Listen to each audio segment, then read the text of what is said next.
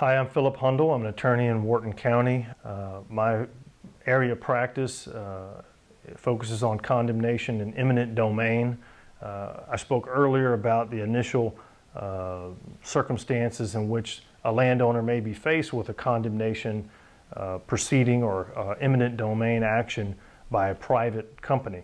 Now I'd like to talk, I'll call it part two, of what happens if you, the landowner, and the private company, in this case let's call it the pipeline company, cannot reach an agreement on how much you should be compensated for the pipeline easement that you're going to grant to the pipeline company. What happens next? Is that it? Is it over? Does the pipeline company have to reroute its pipeline? If that pipeline company has the right of eminent domain or the right of condemnation, then there's a process. The process is set out in the Texas Property Code, Chapter 21. The steps are as follows. You have to receive your landowner bill of rights. The pipeline company in this example would provide you with its valuation of your property that it intends to acquire by condemnation. And then the pipeline company has to make you it's what's called a final bona fide offer. And that has to be done, and that provides you with hopefully the highest number that the pipeline company will be offering you up to this point. And you have a certain amount of time to evaluate that offer and decide if you want to accept it or not. If you choose to reject that offer, then the next step most likely will be the pipeline company filing a condemnation suit against you. And that condemnation suit will typically be in the county in which the project is going to occur, or the county in which your land is. And that process begins with, obviously, you'll need to get served with the lawsuit, so you may be hearing a knock on your door with a sheriff or constable or private process server providing you with the condemnation lawsuit, the legal papers filed by the pipeline company. Next, you'll have a certain amount of time to answer that lawsuit, and by meaning answer, with the assistance of an attorney, I would strongly recommend the lawyer, he or she will provide a proper answer or response to the pipeline company's lawsuit.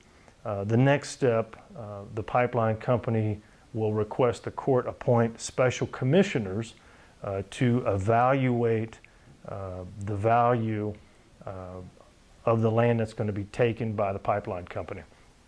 And the special commissioners, it's a panel of three commissioners that are landowners in the county, and they will typically visit the property, seek input from other experts in the industry if they see fit, but they will come up with a determination of the value of the property.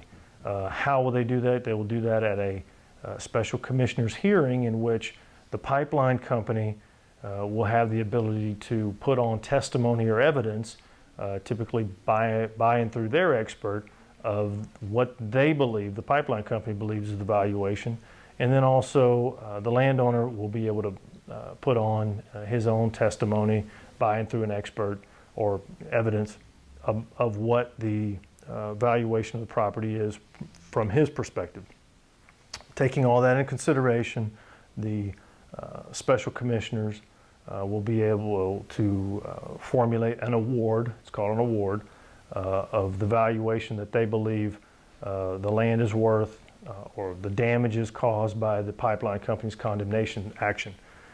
Once that award has been issued, then the landowner can choose to do nothing and accept it, or he can object to the award. And if he chooses to object to the award, then he must properly object to the award timely, and then proceed within that same lawsuit to a final trial, either by judge or jury. So hopefully this discussion has briefly talked about the process of condemnation.